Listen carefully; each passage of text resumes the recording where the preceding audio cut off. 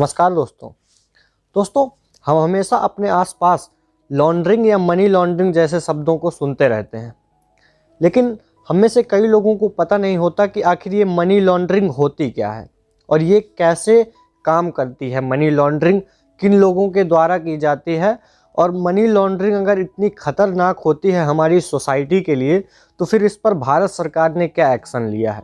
आज के इस वीडियो में हम विस्तार से चर्चा करेंगे कि आखिर मनी लॉन्ड्रिंग है क्या, मनी लॉन्ड्रिंग के लिए भारत सरकार ने क्या कानून बनाए हैं और मनी लॉन्ड्रिंग जैसी घटनाओं को किन लोगों के द्वारा अंजाम दिया जाता है।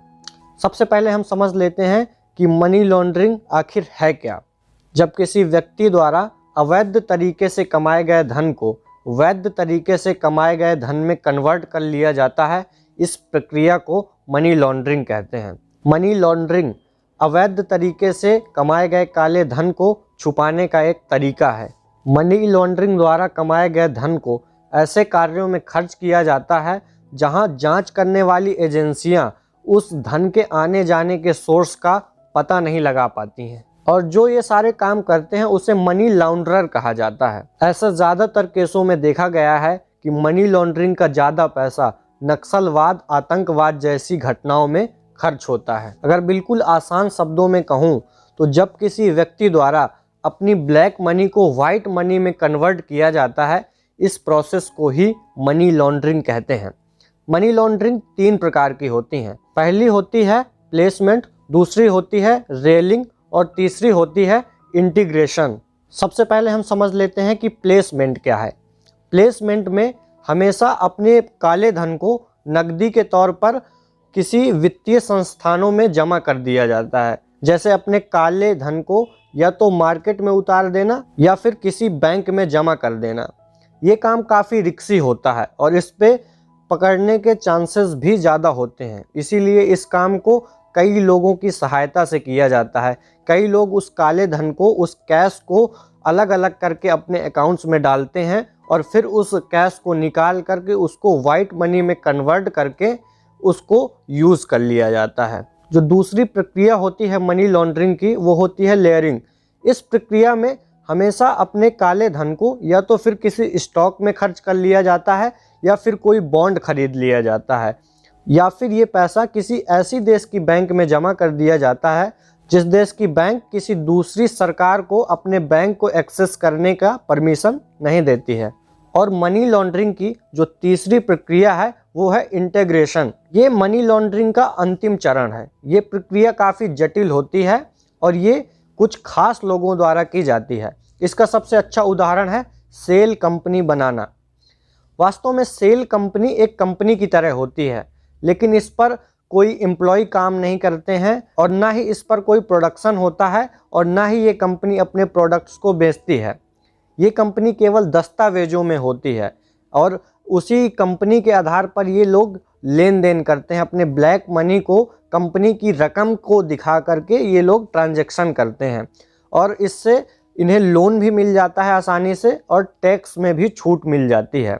और इस तरह ये सेल कंपनी बनाकर अपने पैसे को इन्वेस्टमेंट के नाम पर वाइट बना लेते हैं। जैसे किसी मनी लॉन्ड्रर का पैसा स्विस बैंक में जमा है, उसे अपने पैसे को भारत लाना है, तो इस तरह अगर वो डायरेक्ट अपने पैसे को भारत लेके आएगा तो उसे काफ़ी दिक्कत होगी, तो वो अपने पैसे को सेल कंपनी के माध्यम से लाता है। कोई एक व्यक्ति होता है, वो कहता है मैं आपके देश में इन्वेस्टमेंट करना चाहता हूँ, मैं अपनी एक कंपनी खोलना चाहता हूँ, और वो उस कंपनी को खोल लेता है, लेकिन वास्तव में ना तो उसके लिए कोई अच्छी बिल्डिंग होती है, ना उस कंपनी में किसी चीज़ का प्रोडक्शन होता है, लेकिन कागजों में वो कंपनी खुल जाती है और वो जो काला धन है वो इसी कंपनी की इन्वेस्टमेंट के लिए आ जाता है और उस ब्लैक मनी को हम लोग वाइट मनी के रूप में देखते हैं।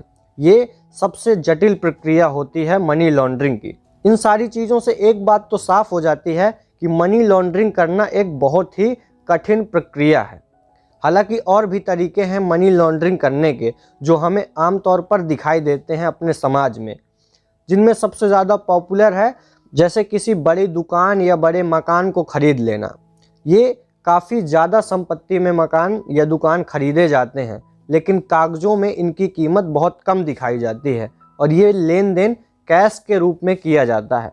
इससे भी किसी भी सरकारी संस्था को या सरकार को बेवकूफ़ बनाया जा सकता है और अपने काले धन को अपनी एक रियल प्रॉपर्टी में बदला जा सकता है।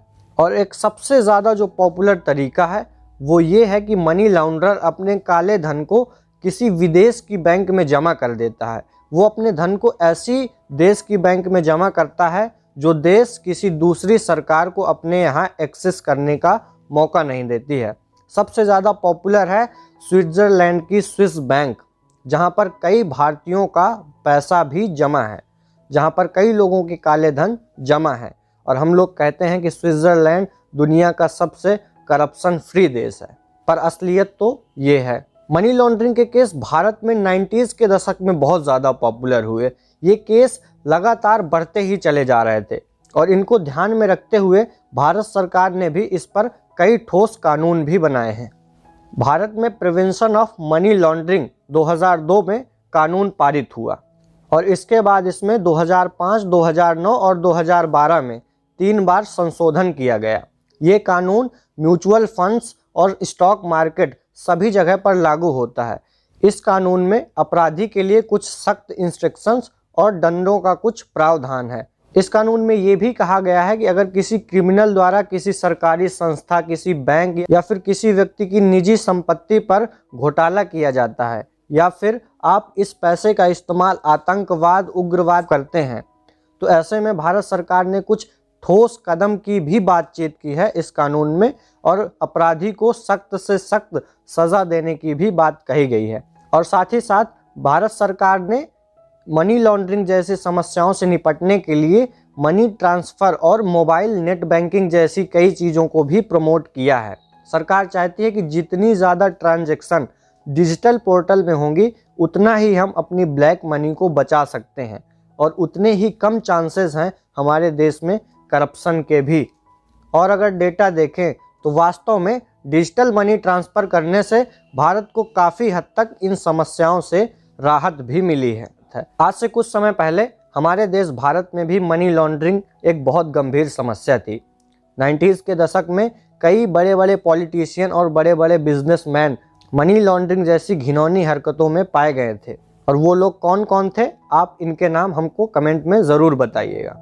उम्मीद करता हूँ ये मनी लॉन्ड्रिंग का वीडियो आपको इन्फॉर्मेटिव लगा होगा। अगर हमसे कुछ गलतियाँ हो रही हैं तो आप कमेंट में अपना सुझाव ज़रूर दें।